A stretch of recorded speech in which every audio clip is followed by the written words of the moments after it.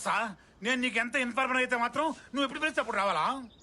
అది సరే గాని అస్కర బస్కా అంటే ఏంటి? అస్కర బస్కానా? అవును. అది మాంగాడి జాతి భాష.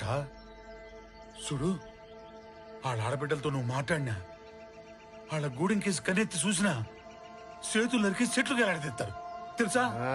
సోదాపి అస్కర బస్కా అంటే ఏంటో చెప్పు. ఏంటి చెప్పేది? చంపేస్తా అని అర్థం తెలుసా?